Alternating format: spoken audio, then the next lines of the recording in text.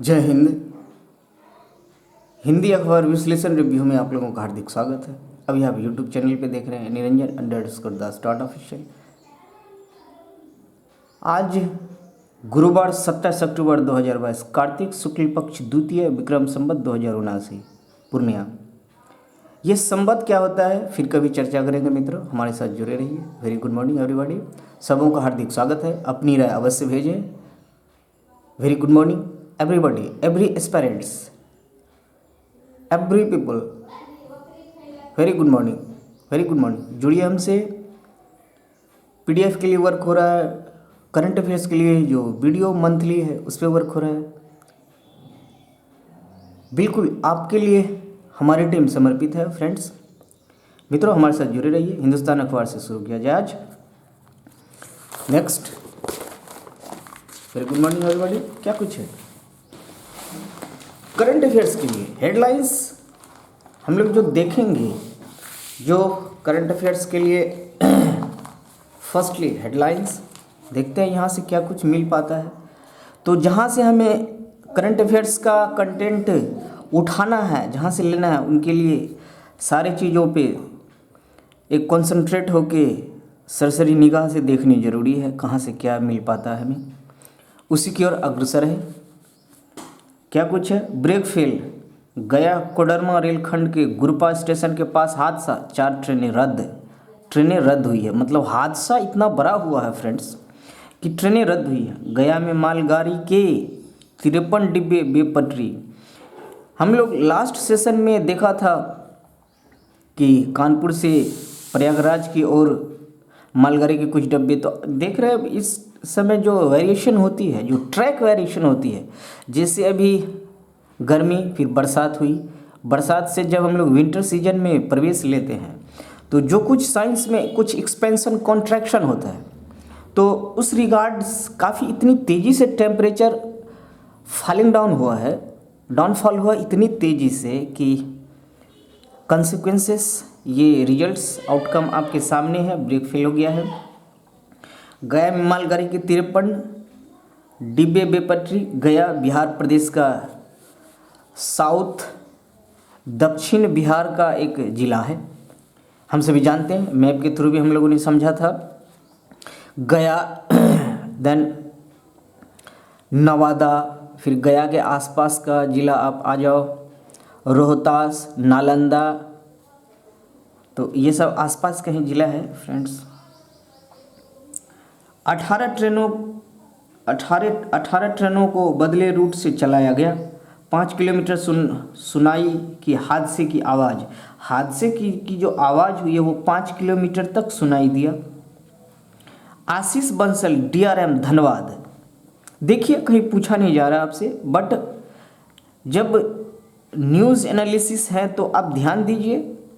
अब इन चीज़ों को चर्चा होती रहेगी, इस तरह की चर्चा होनी है। दुर्घटना स्थल पर युद्ध स्तर पर राहत कार्य चल रहा है। 3 क्रेन से राहत कार्य किया जा रहा है। जल्द ट्रैक पर ट्रेनों का आवागमन शुरू किया जाएगा। दुर्घटना के कारणों की जांच कराई जा रही है। कारणों की जांच कराई जा रही है। हमें तो लगता है बहुत कुछ जो टेम्परेचर वेरिएशन ट्रैक में हुआ है, ट्रैक ही नहीं, जो सिस्टम रन कर रहा, कंप्लीट इंटायर सिस्टम की मैं बात कर रहा हूँ। साइंस में सिस्टम हम लोग डिफाइन करेंगे, व्हाट इज सिस्टम होता है, ये सब सारी चीज़ें चलेगा। अभी ये एक हमारा टीम की एक प्रयास है फ्रेंड्स कि ये एक प्लेटफॉर्म तैयार की जाए जहाँ आपको बिल्कुल एक्सपेंस खर्चे की जो है ना, खर्चे जहाँ खर्च वर्ड आता है हम लोग इग्नोर करके बिल्कुल वहाँ से साइड हटा दें। खर्चे नहीं होनी चाहिए, खर्च से बचें। जो MCQ टाइप एग्जाम्स होती है, प्रीलिम्स जिसको कहते हैं, देन मेन होता है, तो इन सारे चीज़ों पे हमारी टीम का प्रयास है फ्रेंड्स। हम लोग स्टेप बाय स्टेप इस पर वर्क कर रहे हैं। क्वालिटी इंप्रूव करने की ज़रूरत है। स्मार्ट बोर्ड की व्यवस्था में, जैसे स्मार्ट बोर्ड होता है तो इन चीज़ों को यहाँ से कोई, जिस तरह की ये हादसे हैं, इंसिडेंट है, एक्सीडेंट्स है, इनसे एक बड़ा, जब भगवान न करे इस तरह की घटना हो, चूँकि ऐसी घटनाएं हो जा रही हैं, हो सकती है किसी की लापरवाही हो या वेदर प्रॉब्लम हो या इन्वायरमेंटल किसी भी तरह की, जो अभी हमें देखने को मिल रहा है। इसकी वजह क्या थी, छानबीन होनी है अभी। वो बाहर आएगा। तो हमें नहीं लगता, लेकिन इस पे जो याद करने की चीज़ है उनसे क्वेश्चन जो अपडेट है कभी समटाइम्स पूछा जाता है। क्वेश्चन इस तरह से रहता है, एक क्वेश्चन में सारे कंप्लीट इंसिडेंट को वो कवर कर लेते हैं। क्वेश्चन एमसीक्यू टाइप है, देन 1 2 3, 1 कुछ स्टेटमेंट्स है, 2 समथिंग कुछ स्टेटमेंट्स है, 3 समथिंग कुछ स्टेटमेंट्स है। क्वेश्चन के रिगार्डिंग्स अब आपको विकल्प दिया जाएगा ABCDE, 1 2 सही है, 1 3 सही है, या इनमें से एक भी सही नहीं है, 1 2 3। इस तरह से इंटायर एक ही क्वेश्चन में ये सारी चीज़ें को इंटायरली कंप्लीट उनको एक्यूमुलेट करके आपसे पूछा जा रहा है कि इंसिडेंट का सच में आपने अपडेट लिया है या नहीं लिया। समटाइम्स पूछा नहीं जा रहा है, लेकिन आप इस सेक्टर से एस्पायरेंट्स फ्रेंड्स जब जुड़े हो तो आप कंप्लीट टाइम दो, इस पर पूरा फोकस रखो, समय दो अपनी। मैं ये चाहूँगा कि कंप्लीट इसको अपनी समय दो। आप इन्हीं के लिए बैठे हो, इन्हीं के लिए आप एक्सपेंस कर रहे हो, बैठे हो, आप अपने सोर्स इस्तेमाल कर रहे हो इन्हीं चीज़ों के लिए। तो मैं चाहूँगा कि आप इन पे टाइम दो। हमारे चैनल समझो आप कंप्लीट वीडियो नहीं देख पा रहे तो आप देखो इनमें क्वालिटी सुधार होनी है। मैं तो अपडेट देता रहता हूँ, मैं तो आपको बता भी रहा हूँ कि थोड़ा सा धैर्य रखें।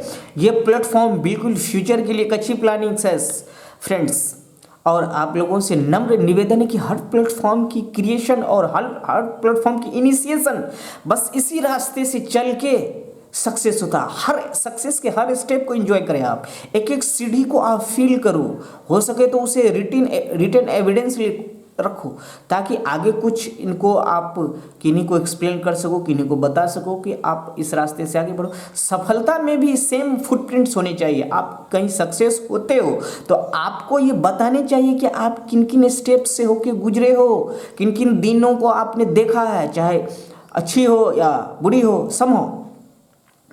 तो उन्हीं और हमें ये बताना है। भगवान न करे इस तरह के इंसिडेंट हो, लेकिन मैं क्वेश्चन अपडेट आप लोग हो या नहीं हो ये चाहूँगा कि अपडेट रहे। हिंदी एक भाषा की बात है, आप भाषा एक मेंटल सेटअप मत रखो। अरे हिंदी अखबार एनालिसिस रिव्यू हो रहा है, इंग्लिश करो या समथिंग इसके फॉर्मेट्स, नो, ये चेंज नहीं होगा फ्रेंड्स। स्मार्ट बोर्ड होगा, MCQ टाइप होगा, बट हिंदी अखबार विश्लेषण रिव्यू बंद नहीं होने वाला। इनके फॉर्मेट्स चेंज होगा, इनकी स्क्रिप्ट नहीं चेंज होने वाली, इसकी आत्मा जो स्पिरिट है वो चेंज नहीं होने वाला। हिंदी अखबार का विश्लेषण आपको होता रहेगा, यहाँ से क्वेश्चन बनेंगे, यहीं से क्वेश्चन बनता है। 3-4 मैगजीन्स जो कलेक्ट करते हैं, जैसे आप प्रतियोगिता दर्पण देखते हो, ये कलेक्शन जो है कहाँ से हो रहा है, यहीं से हो रहा है, प्रिंट मीडिया से हो रहा है, इलेक्ट्रॉनिक मीडिया से हो रहा है, ये मीडिया से हो रहा है। तो हम लोग यहीं पर वर्क करते हैं, जहाँ पे मिनिमम जो ऐसे एस्पायरेंट्स हैं, ऐसे एस्पायरेंट्स वहाँ जा तो रहे हैं, नदी गंगा मैया के घाट पे जाके पढ़ तो रहे हैं, उनके लिए जगह नहीं है, उनके लिए कमरा नहीं है, वहाँ AC नहीं है, कूलर नहीं है, एक ऐसे इन्वायरमेंट्स नहीं है जहाँ पे सक्सेस की ओर आप बढ़ो। करने वाले तो वहाँ भी कर रहे हैं, ऐसे शिक्षकों को मेरा नमन है।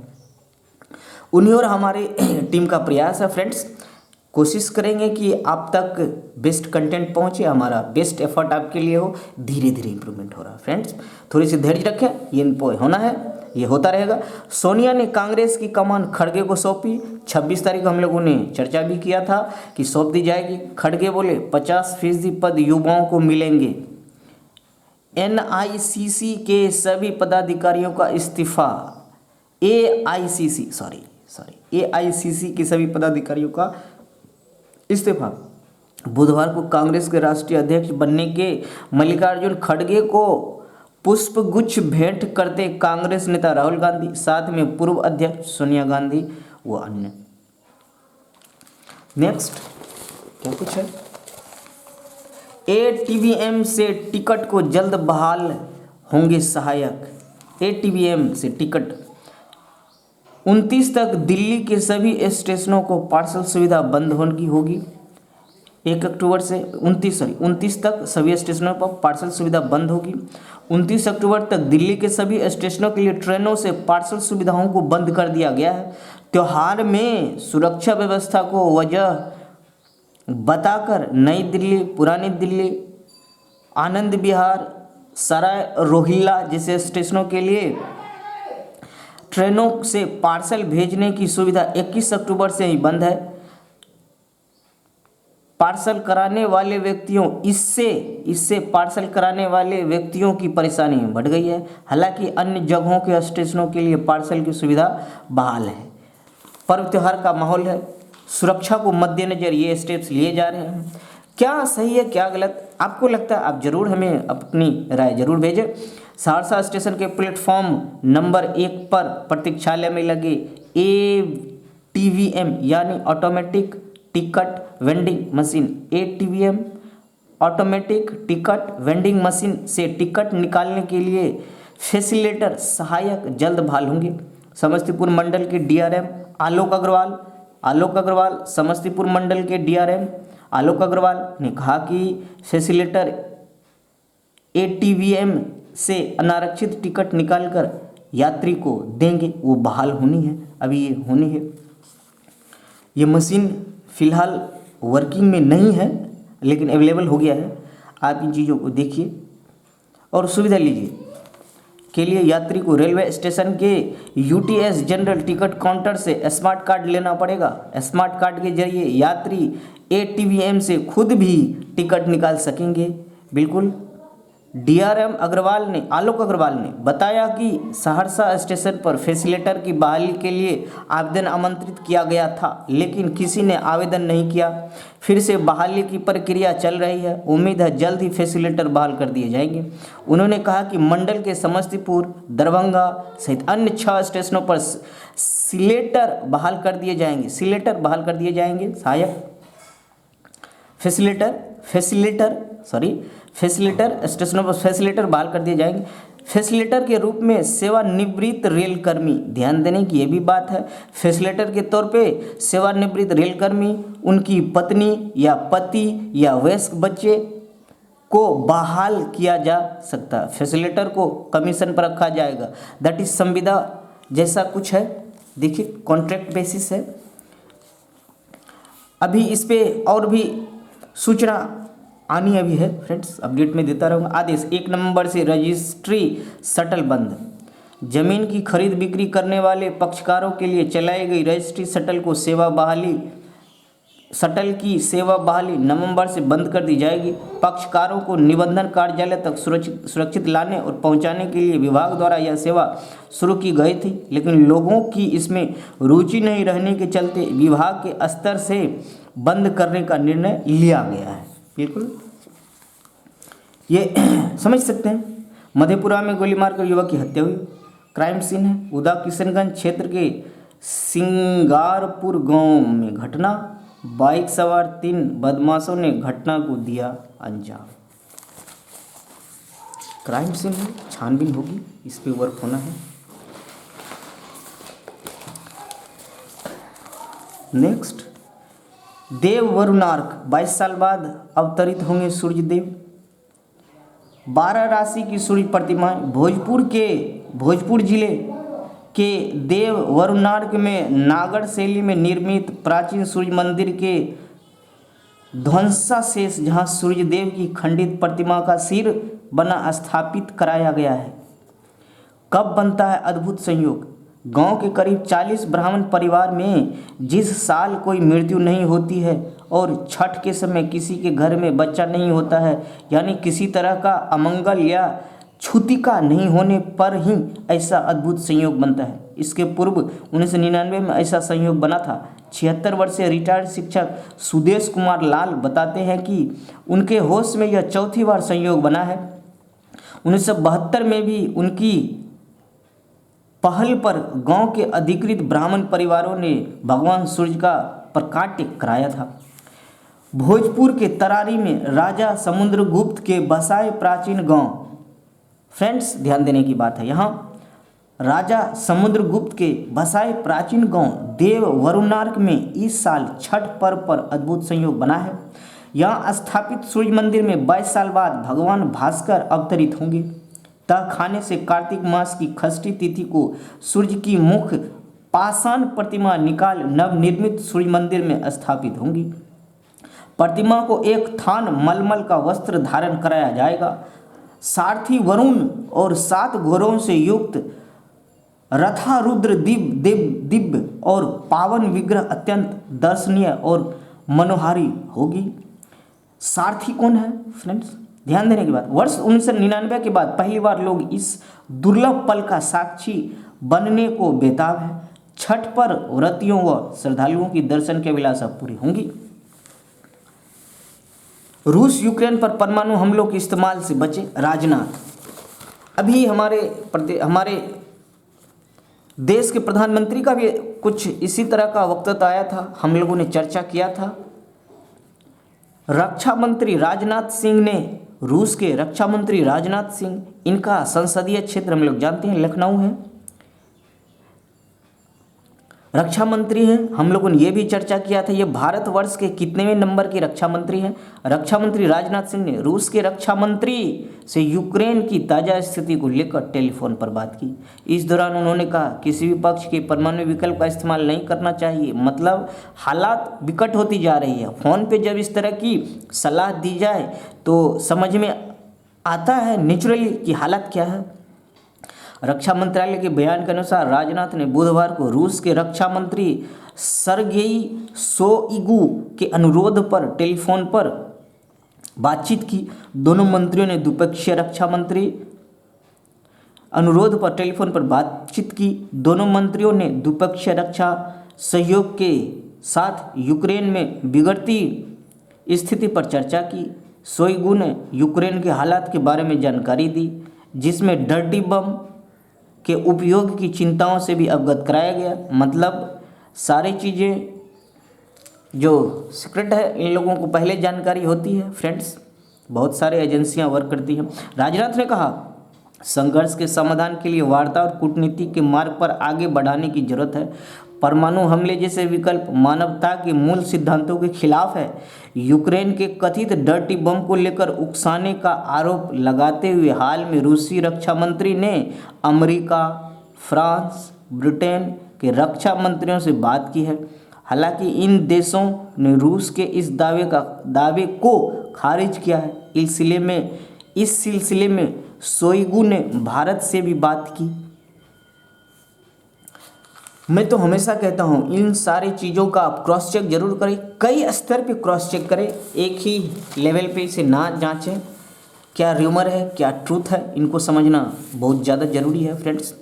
मैं ये नहीं कहूँगा कि सभी चीज़ें गलती हो रही है, मैं ये भी नहीं कहूँगा कि सभी चीज़ें सही भी हो रही है। किस कंटेक्स्ट में क्या कुछ है, क्या रूमर है, क्या ट्रूथ है, क्या ट्रूथ को रूमर बनाया जा रहा है या रूमर को ट्रूथ बनाया जा रहा है। कहावत है एक झूठ को 100 बार बोलो तो वो सच जैसा प्रतीत होता है। तो इसी कंटेक्स्ट में नोट पर लक्ष्मी गणेश की फोटो को लेकर सियासत, केजरीवाल ने प्रधानमंत्री मोदी से आग्रह किया। भाजपा ने कहा विवादित बोल वाले नेताओं को हटाएं।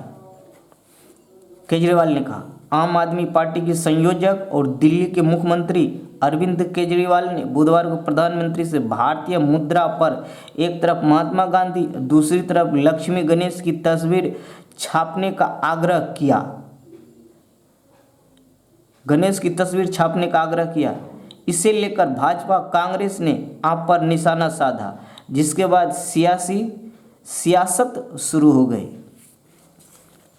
क्या कुछ ट्रूथ है, हो सकता है टॉन्ट किए हो या इस तरह का क्या कुछ है। देखिए पॉलिटिक्स, घाटी में घुसपैठ की कोशिश नाकाम, आतंकी मारा गया। राज्य में डेंगू का लार्वा नष्ट करने को चलेगा अभियान। डेंगू से बिल्कुल सतर्क रहे, सुरक्षित रहे।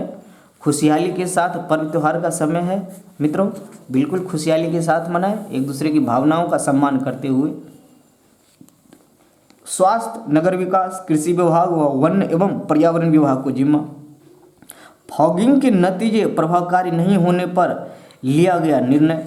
छिड़काव की नहीं हो पा रही व्यवस्था। 3 सप्ताह तक रहता है मच्छरों में डेंगू का संक्रमण। ध्यान देने की बात है, 3 सप्ताह मतलब 21 दिन नगर निगमों के सहयोग से अभियान का संचालन होगा। छिड़काव की नहीं हो पा रही व्यवस्था। बिहार में डेंगू से लगातार सामने आ रहे नए मामलों को नियंत्रित करने और डेंगू बीमारी से बचाव को लेकर लार्वा नष्ट करने का अभियान चलेगा। स्वास्थ्य विभाग के अपर मुख्य सचिव प्रत्यय अमृत ने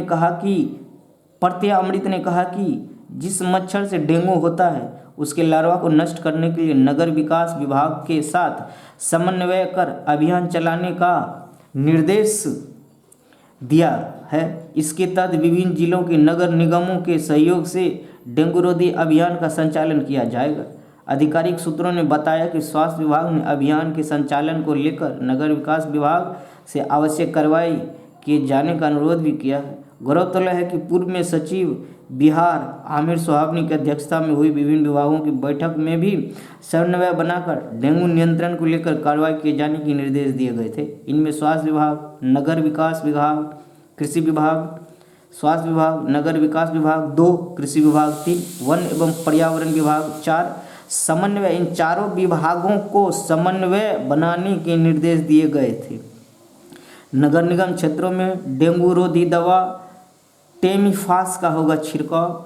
टेमीफास का होगा डेंगू रोधी दवा टेमीफास का होगा छिड़काव। राज्य के विभिन्न नगर क्षेत्रों में, नगर निगम क्षेत्रों में डेंगू रोधी दवा टेमीफास ध्यान रखिए छिड़काव किया जाएगा।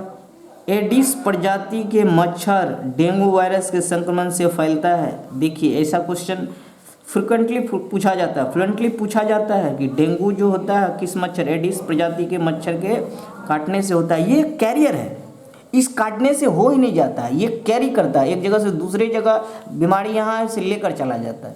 जैसे आप इसको इन्फेक्शन कहते हैं, एयर से इन्फेक्शन हो गया, वाटर से हो गया, वो कैरियर होता है, ये कैरियर है, इससे फैलता है। ऐसा नहीं कि ये काटने से हो जाएगा, इनके ये कैरियर है, बीमारी को एक जगह से दूसरे जगह उठा के ले जाता है, ये चिपकाता है एक जगह से दूसरी जगह, ये खुद क्रिएट नहीं करता है। इसका मतलब ये कैरियर है, ध्यान देने की बात है। संक्रमित एडिस इजिप्टी मच्छर के अंडे भी संक्रमित होते हैं। धीरे धीरे आप बीमारी के बगल में रहने से ये एब्जॉर्ब करते हैं, संक्रमित होते हैं, जो कि विकसित होकर संक्रमित मच्छर बनते हैं। एडिस इजिप्टी मच्छर प्रायः घरों में तथा घरों के आसपास ठहरे हुए स्वच्छ पानी में पनपता है। ये क्या करते हैं, संक्रमित होते हैं। कैसे संक्रमित, जब तक उनके प्रभाव में नहीं आएगा ये संक्रमित नहीं होगा। संक्रमित होता है इसका मतलब ये कैरी कर लिया, एक जगह से दूसरे, खुद में डेवलप करना डेंगू को, और ये कहीं से लेके उठा के ले जाना, दोनों में डिफरेंस है। चीज़ों को समझने की बात है मित्रों, ध्यान देने की बात है। कैरी करता है। इससे पहले भी मैंने मलाथियोन का चर्चा किया था कि डेंगू के छिड़काव में कुछ आज टेमीफास जो छिड़काव के डेंगू रोधी एक दवा है, इनका छिड़काव। अब मेलाथियोन भी हम लोगों ने चर्चा किया था। ये 2 तरह की दवा और भी कई तरह की दवा है। चर्चा जैसे जैसे ये अपडेट में आता रहेगा, चर्चा मैं करता रहूँगा। नेक्स्ट,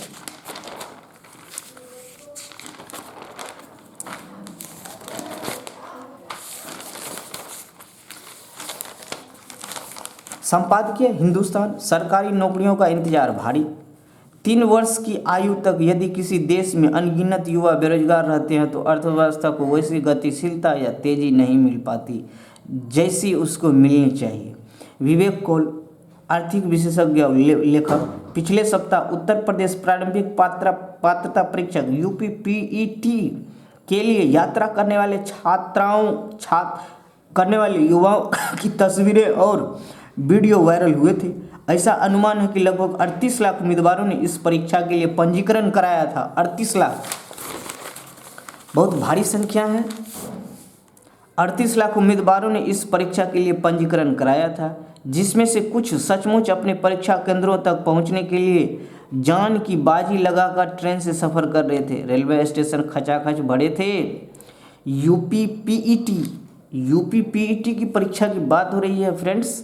उत्तर प्रदेश प्रारंभिक पात्रता परीक्षा, 38 लाख उम्मीदवार रजिस्टर्ड थे। 38 लाख उम्मीदवार इस परीक्षा का पंजीकरण कराया था। उनके बिहाफ में है। मंजूरी नहीं देते, जिनके चलते उन्हें उन परीक्षा केंद्रों पर पहुंचने के लिए यात्राएं करनी पड़ती, जो अक्सर दूर होते। 1990 के दशक में बिहार सरकार द्वारा संचालित इंजीनियरिंग कॉलेज में प्रवेश पाने के लिए परीक्षा देने के दौरान मुझे इसी तरह के हालात का सामना करना पड़ा था। विवेक कौल जी, आर्थिक विशेषज्ञ व लेखक, 1990 की घटना की ये चर्चा करते हैं। प्रवेश पाने के लिए परीक्षा देने के दौरान मुझे इस तरह के हालात का सामना करना पड़ा था। तब मैं रांची में रहता था, जो उस समय दक्षिण बिहार और अब झारखंड में था। झारखंड में अब झारखंड में है। मेरा परीक्षा केंद्र उत्तर बिहार के मुजफ्फरपुर में था। मुजफ्फरपुर जाने वाली बसें और ट्रेनें खचाखच भर गई थी। शहर में होटल और लॉज थे, लेकिन कई छात्रों को रेलवे स्टेशन पर परीक्षा से पहले रात बितानी पड़ी थी। छात्रों की इस अचानक पहुंची भारी भीड़ को संभालने की क्षमता न तो मुजफ्फरपुर और न ही भारतीय रेलवे के पास थी। आखिर सरकारी नौकरियों के प्रति इतना आकर्षण क्यों है? बिल्कुल फ्रेंड्स, ये बहुत सारा क्वेश्चन मार्क है। आप यहाँ देखेंगे कि विवेक कौल जी क्वेश्चन मार्क लगा रखे हैं कि क्वेश्चन मार्क, आखिर मुजफ्फरपुर जाने वाली ट्रेन में पड़ी थी रात। आखिर सरकारी नौकरियों के प्रति इतना आकर्षण क्यों है?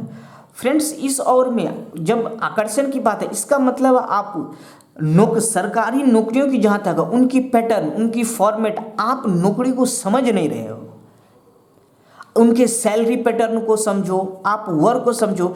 सरकारी नौकरी में मतलब कि सेंस बनता है स्टूडेंट्स, आप इनको अदरवाइज ना लें। सॉफ्ट कॉर्नर मत ढूंढो। आप मेहनत करते हो, मेहनत करने की आपको स्किल है तो आप काम करो। आप पढ़ाई करते हो, उसी में बेहतर काम करो। अदरवाइज और सोर्सेस देखो। सरकारी में बिल्कुल मिलेगी, मिलने वालों को तो मिल ही रही है। ऐसा नहीं कि मैं ये नहीं कहूँगा कि आप कोई दूसरा काम करो, मिलने वालों को मिल ही रही है। फ्रेंड्स, जो सरकारी जॉब में है उनकी सैलरी का पैटर्न यदि आप कॉन्सेंट्रेट होकर देखोगे तो या तो इनकम टैक्स पे आता है, या इंपोर्ट एक्सपोर्ट पे होता है, या कंट्री के इनकम से होता है। तो ये कंट्री इनकम इंपोर्ट एक्सपोर्ट्स पे जनरेट करती है। कुछ चीज़ों को खरीद के बेच के जो इनकम होता है वही डिस्ट्रीब्यूट होता है नौकरियों करने वालों का। उनका घर चलता है, उनका सैलरी पेमेंट होता है। तो ये सारी चीज़ें जब होनी है तो आप समझ सकते हो कि हालात क्या, आपको क्या करनी चाहिए। आप बेहतर समझ रहे हो, हमारे साथ जुड़े हो। niranjan_das.official। विवेक कौल जी और क्या कहते हैं, आखिर सरकारी नौकरियों के प्रति इतना आकर्षण क्यों है? वास्तव में निचले और मध्यम स्तर की सरकारी नौकरियां अधिकांश निजी नौकरियों की तुलना में बेहतर कमाई का जरिया होती है। नवंबर 2015 में अपनी रिपोर्ट प्रकाशित करने वाले 7वें वेतन आयोग ने अहमदाबाद में भारतीय प्रबंधन संस्थान को इस मुद्दे का अध्ययन करने के लिए कहा था।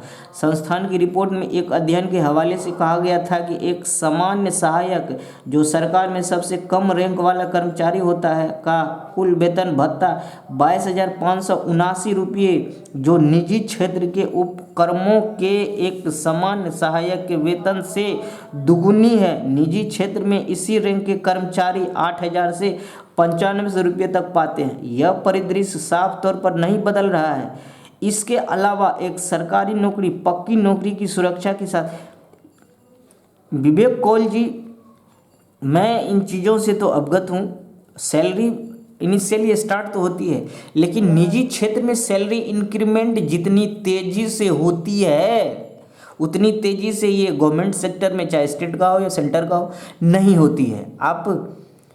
जब आप टेक्निकल डिग्री करके फ्रेंड्स आप जॉब करने बाहर जाते हो तो आप इन चीज़ों को महसूस कर सकते हो। मैं उनका एक साक्षात गवाह हूँ। उसी बिहाफ में मैं अब तक पहुँचा रहा हूँ। यह परिदृश्य साफ तौर पर नहीं बदल रहा है। इसके अलावा एक सरकारी नौकरी पक्की नौकरी की सुरक्षा के साथ आती है। यह कुछ ऐसा है जो महामारी के बाद की दुनिया में और महत्वपूर्ण हो गया है। इससे पता चलता है कि क्यों हम नियमित रूप से निम्न स्तर की सरकारी नौकरियों के लिए भी इंजीनियरों, पीएचडी और एमबीए धारकों को आवेदन करते देखते हैं। दिलचस्प बात यह है कि सरकारी नौकरियों के प्रति आकर्षण अन्य विकासशील देशों में भी खूब दिखाई देता है। जैसा कि अभिजीत बनर्जी और Esther Duflo good economics for high times में इन देशों के संदर्भ में लिखते हैं। सार्वजनिक क्षेत्र के कर्मचारी निजी क्षेत्र के औसत वेतन से दुगुने से अधिक कमाते हैं, और इसमें उदार स्वास्थ्य सुविधा और पेंशन लाभों की गिनती नहीं हो रही है। यह लोगों की धारणा को उस ओर ले जाता है जहां सरकारी क्षेत्र की नौकरियां निजी क्षेत्र की नौकरियों की तुलना में बहुत अधिक मूल्यवान लगने लगती है। लगभग हर किसी को इसका इंतजार है। क्या कुछ है, यहाँ कुछ डाटा है। Centre for monitoring Indian economy द्वारा प्रकाशित बेरोजगारी के आंकड़ों में, centre for monitoring Indian economy द्वारा प्रकाशित बेरोजगारी की रिपोर्ट में ध्यान देने की बात है। बेरोजगारी के आंकड़ों में यह स्पष्ट रूप से दिखाई देता है। सितंबर 2022 में 20 से 24 वर्ष की आयु वर्ग में बेरोजगारी दर 41.9% थी। 25 से 29 वर्ष के आयु में बेरोजगारी दर 9.8% थी। इसके अलावा बेरोजगारी लगभग न के बराबर थी। अब क्या हमें यह बताना है, यह हमें बताता है कि यह अब क्या हमें यह बताता है, यह हमें बताता है कि जैसे ही किसी व्यक्ति की उम्र 30 वर्ष होती है, बेरोजगारी एक घटना के रूप में लगभग लुप्त हो जाती है। इस समय तक उम्र बढ़ जाती है और कई युवा ज़्यादातर सरकारी नौकरियों के अयोग्य हो जाते हैं या परीक्षा लिखने के लिए जितने मौके मिलते हैं वे समाप्त हो जाते हैं। यह स्थिति उन्हें निजी क्षेत्र में अनौपचारिक नौकरी करने या वैकल्पिक रूप से स्वरोजगार के लिए मजबूर करती है और इससे भारतीयों के लिए बेरोजगारी दर घट जाती है।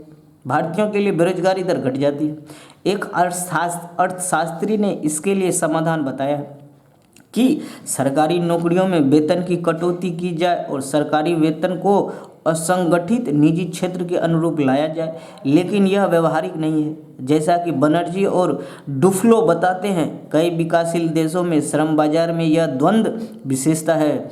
बिना किसी सुरक्षा के एक बड़ा असंगठित क्षेत्र है जिनमें कई लोग बेहतर विकल्पों की कमी के चलते स्वरोजगार करने लगते हैं या संगठित क्षेत्र में नौकरी मिलने का इंतजार करते रहते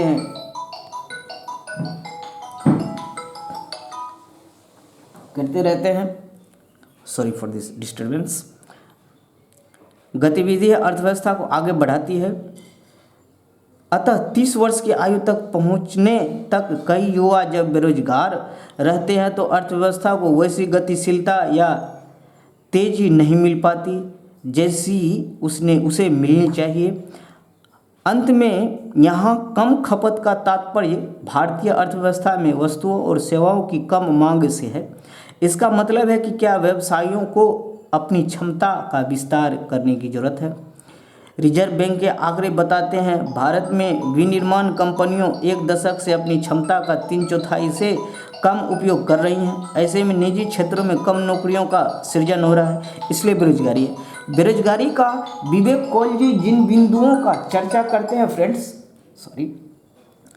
जिन बिंदुओं का चर्चा करते हैं, बिल्कुल आप अपनी राय भेजिए। बहुत हद तक बहुत सही है। बकौल जी की इंसिडेंट भी इन्होंने अपनी यहाँ पे विश्लेषण किया है। उस माध्यम से राजनीति में मुद्राएं, भारत में यदि अपनी मुद्राओं पर धार्मिक प्रतीक चाहिए तो सभी दलों को मिल बैठकर विचार करना होगा, संवैधानिक प्रावधानों को परखना होगा।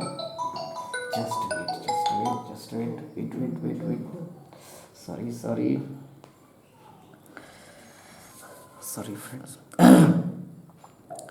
राजनीति में मुद्राएं क्या है, हमें नहीं लगता ये चीज़ें पॉलिटिक्स है। चूँकि अभी चुनाव का माहौल है तो ताना बाना बुना जा रहा है उस ओर, तो उनके बिहाफ में जो कुछ है friends,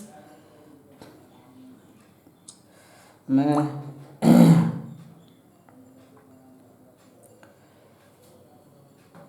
sorry for this disturbance. अपना बिजनेस में क्या कुछ है, दुनिया के मुकाबले भारत में सबसे तेज वेतन वृद्धि की उम्मीद है। शीर्ष 10 देश जहां 2023 में अनुमानित वास्तविक वेतन में वृद्धि होने की संभावना है। ब्रिटेन को तगड़ा झटका, अमेरिका का हाल भी बेहतर नहीं दिख रहा है। वेतन वृद्धि के मामले में चीन से आगे वियतनाम।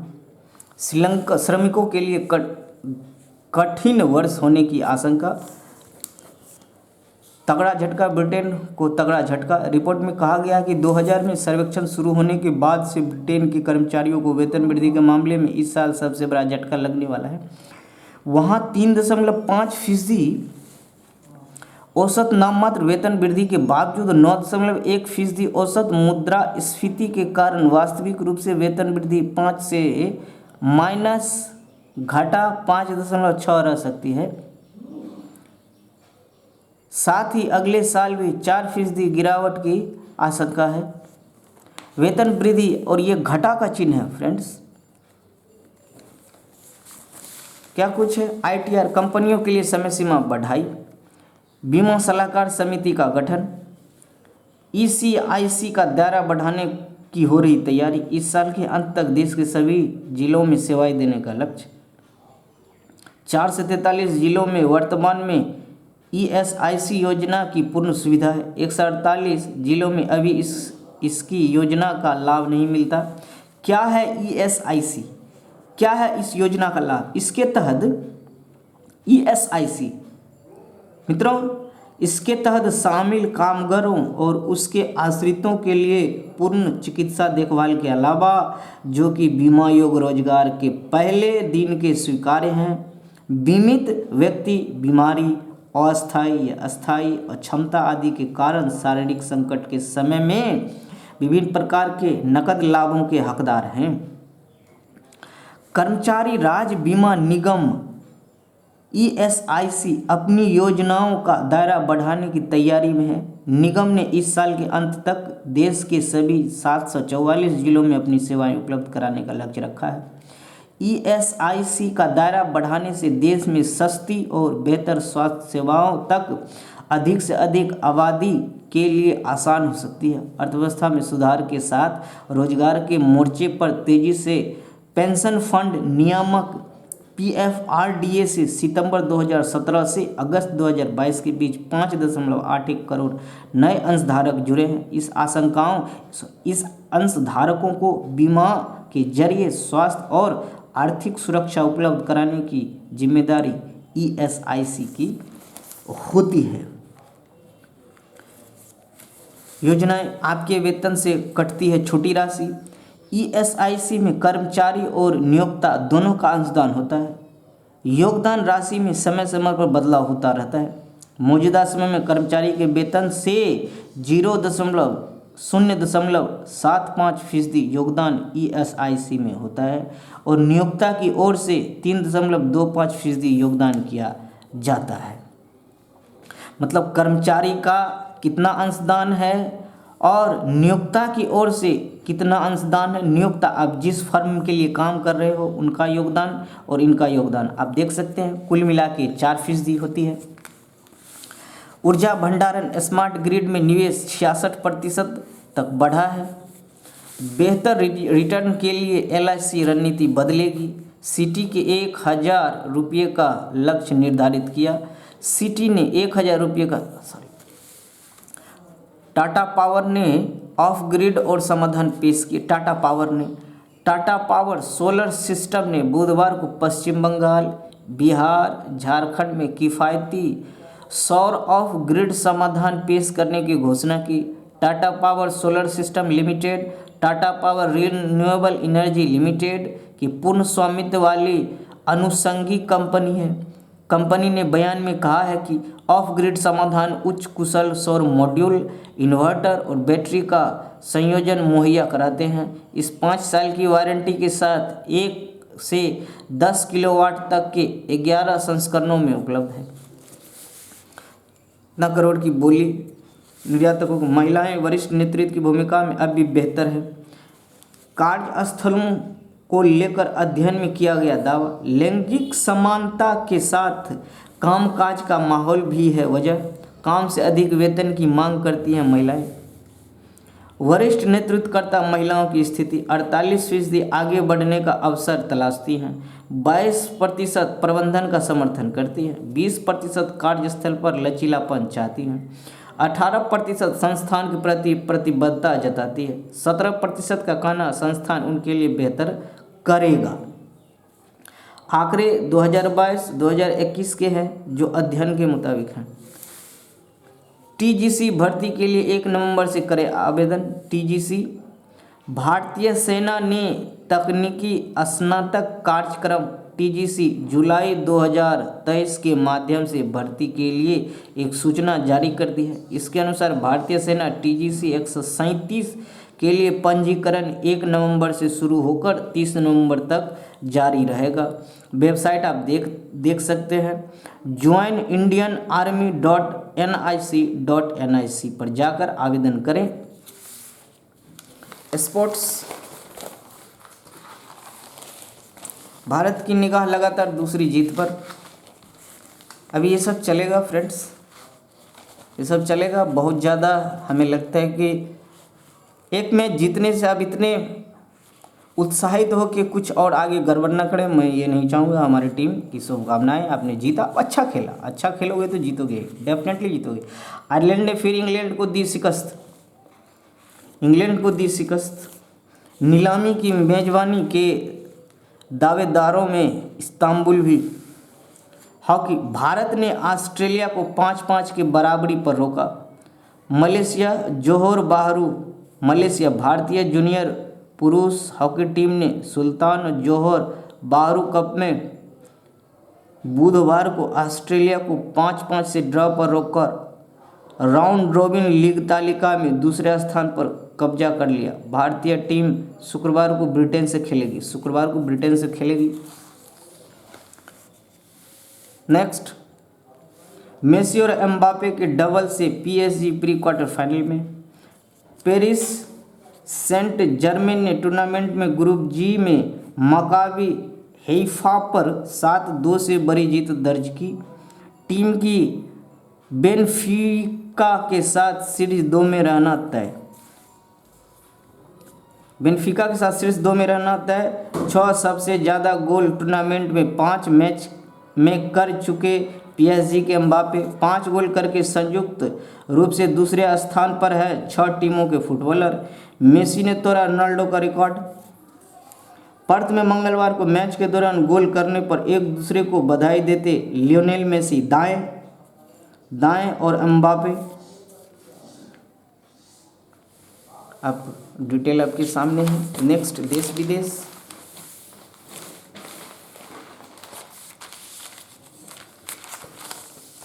देश दुनिया में फ्रेंड्स, नोट पर छपते रहे मंदिर, उपग्रह, बांध, उद्यान के फोटो। कौन कौन सी तस्वीरें छापी गई, कौन कौन सी तस्वीरें छापी गई, उनके कुछ हिस्ट्री है। कुछ नोट पर छपते रहे मंदिर, उपग्रह, बांध, उद्यान के फोटो। देश में कागजी मुद्रा की शुरुआत कब हुई?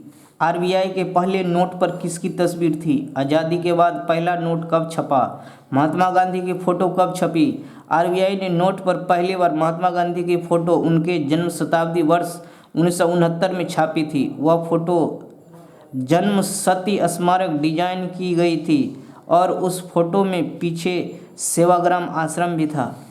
1970 में पहली बार रुपये को नोट के रूप में छापा। 1938 में आरबीआई ने अपना पहला नोट जारी किया। 1969 में महात्मा गांधी की फ़ोटो पहली बार छापी गई। नोट पर कौन कौन सी तस्वीरें छापी गई थी? आज़ादी के बाद 1949 में 1 रुपया का नोट जारी करने के बाद 1949 में 1 रुपये का नोट जारी करने के बाद उनमें कई बार बदलाव किए गए। इस नोट पर गेटवे ऑफ इंडिया बृहदेश्वर मंदिर के चित्र भी छापे गए। 1954 में 1000, 5000 और 10,000 के नोट भी छापे गए थे। 1954 में 1000 की नोट पर तंजौर मंदिर, 5000 की नोट पर गेटवे ऑफ इंडिया, 10,000 पर लॉयन कैपिटल अशोक स्तंभ के चित्र थे।